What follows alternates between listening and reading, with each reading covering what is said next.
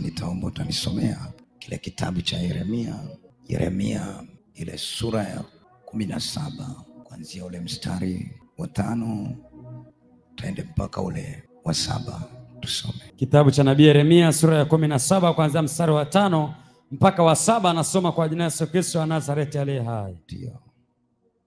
Bwana asema hivi. Bwana anasema hivi. Amelaaniwa mtu yule amtegemeaye mwanadamu. Kuna mtu amelaaniwa anayemtegemea mwanadamu. Amfanyaye mwanadamu kuwa kinga yake. Anayemfanya mwanadamu kuwa kinga yake.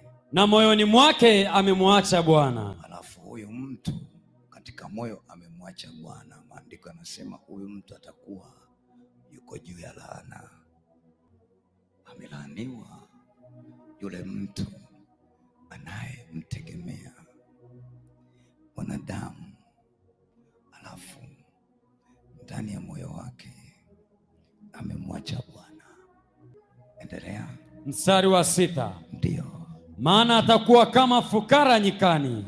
Huyo mtu anayemtegemea mwanadamu akamwacha Mungu aliye hai atakuwa kama fukara katika nyika, haipingiki. Kama unategemea wanadamu wakuwezeshe, wakuinue, tegemea ufukara. Bwana Yesu atusaidie, haipingiki. Mungu anataka tegemewe yeye. Kuna mahali umekwama kwa sababu hofu yako imeweka kwa watu, hofu yako imewekwa kwenye vitu ulivyokuwa navyo. Usiwahi kufanya hivyo, utakuwa fukara uliye nyikani. Endelea pale.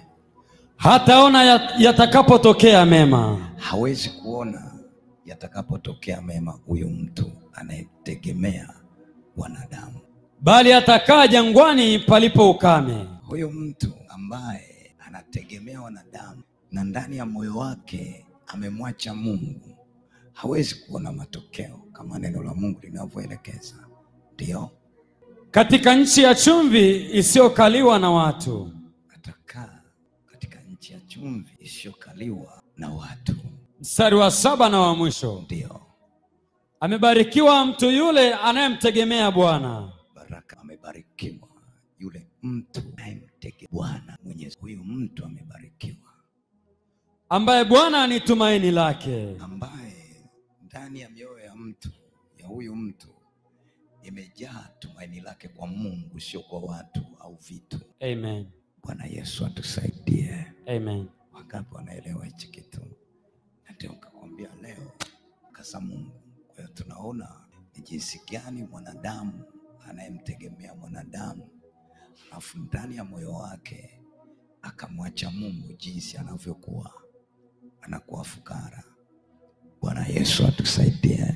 Bwana Yesu atusaidie. Lakini anayemtegemea Mwenyezi Mungu katika kila jambo, huyu mtu ataziona baraka za Mungu katika kila taratibu zake za kila siku. Bwana Yesu atusaidie. Kwa hiyo usiwahi kutegemea vitu au mwanadamu, moyo wako ukaegemea sana kwa mwanadamu, moyo wako ukaegemea sana wanadamu, wakachukua mpaka nafasi ya Mungu. Bwana Yesu atusaidie. Bwana Yesu atusaidie. Haya maandiko yanasema utatembea juu ya laana, utakuwa kama mtu fukara. Kuna watu walitegemea waganga wa kienyeji na mioyo yao ikamwacha Mungu. Leo hii wanapitia mambo magumu kwenye maisha yao, wanapitia vita nyingi kwenye maisha yao. Bwana Yesu atusaidie sana, kwa sababu walitegemea vitu walivyokuwa navyo, walitegemea nguvu za giza, wakamsahau Mungu katika mioyo yao, wakaona nguvu za giza ndio zinaweza zikawasaidia. Kwa hiyo wakaacha taratibu za Mungu, wakaingia kwenye taratibu za nguvu za giza, wakaacha taratibu za Mungu, wakaingia kwenye taratibu za mwanadamu. Bwana Yesu atusaidie. Bwana Yesu atusaidie. Maandiko yanasema huyu mtu anakuwa yupo juu ya laana. Amelaaniwa mtu wa namna hiyo. Lakini yule mwanadamu anayemtegemea Mwenyezi Mungu, yeye ni wa baraka. Yeye atafanyiwa njia hata akiwa katika jangwa.